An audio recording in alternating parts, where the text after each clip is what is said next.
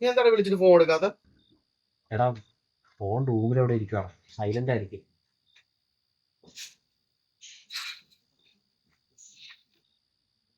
അച്ഛനമ്മയൊക്കെ എന്ത് പറഞ്ഞു? എന്ത് പറയാൻ, സാധാരണ അവര് പറഞ്ഞൊന്നും കേൾക്കാറില്ലല്ലോ. അതാണ് ഇപ്രാവശ്യം ഒന്നും പറഞ്ഞില്ല.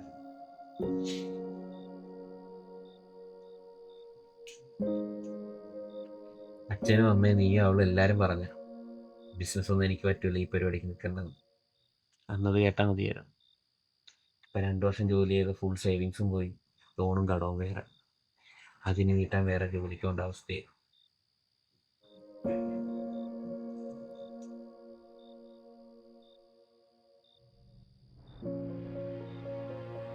എടാ നിന്നെ എനിക്കൊരു 10-18 വർഷമായിട്ട് അറിയാം. ഇതിനിടയ്ക്ക് നീ ഒരിക്കൽ പോലും എന്നോട് ഒരു ഓണ്ടർപ്രണർ ആകുന്നതിനെ കുറിച്ചോ ഒരു ബിസിനസ് തുടങ്ങുന്നതിനെ കുറിച്ചോ ഇതുവരെ എന്നോട് സംസാരിച്ചിട്ടില്ല. കാരണം നിനക്ക് അങ്ങനെ ഒരു ആഗ്രഹം ഇല്ലായിരുന്നു. മര്യാദയ്ക്ക് ശമ്പളം വാങ്ങിച്ച് ജോലിക്ക് പോകുകയാണെങ്കിൽ നീ കൂട്ടത്തിൽ ജോലി നിർത്താൻ ജോലി റിസൈൻ ചെയ്ത് ബിസിനസ് തുടങ്ങി ലക്ഷങ്ങൾ ഉണ്ടാക്കുന്നുണ്ടപ്പോൾ നിനക്ക് അങ്ങ് ട്രിഗറായി. അപ്പോൾ നിനക്കും ബിസിനസ് തുടങ്ങണം. എടാ അവൻ ടർഫും ജിമ്മൊക്കെ തുടങ്ങി ഇത്രയും പ്രോഫിറ്റ് ഉണ്ടാക്കുന്നത് അവൻ അതിനെപ്പറ്റി അത്രയും ധാരണയുള്ളതുകൊണ്ടാണ്. അതിനുവേണ്ടി അവൻ കുറേ വർഷങ്ങളായിട്ട് എഫേർട്ട് വിടുന്നുണ്ട്.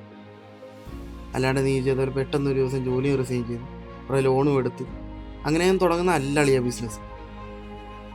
ഇപ്പം അത് പൊളിഞ്ഞപ്പോൾ അതിൻ്റെ കടം തീർക്കാൻ വേണ്ടി വേറെ ജോലിക്ക് പോകാൻ പോകും.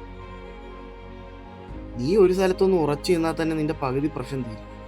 എടാ എവിടെയാണ് തെറ്റ് പറ്റിയത്, എന്താ അതിനുള്ള സൊല്യൂഷൻ എന്നൊക്കെ ഒന്ന് മനസ്സിലാക്കി ബിസിനസ് ചെയ്താൽ അതുകൊണ്ടുണ്ടായ നഷ്ടം അതുകൊണ്ട് തന്നെ തീർക്കാൻ നോക്കും. ഇനി അതല്ല ജോലിക്ക് പോകാനാണ് അങ്ങനെ, അപ്പോഴും നീ ജോലി ചെയ്യുന്നതിന് നല്ലൊരു ശതമാനം നീ ബിസിനസ് കൊണ്ടുണ്ടാക്കിയ കടം തീർക്കാനായിട്ട് ഇങ്ങനെ പൊയ്ക്കൊണ്ടിരിക്കും. എന്ത് വേണം നീ ഒന്ന് തീരുമാനിക്കും.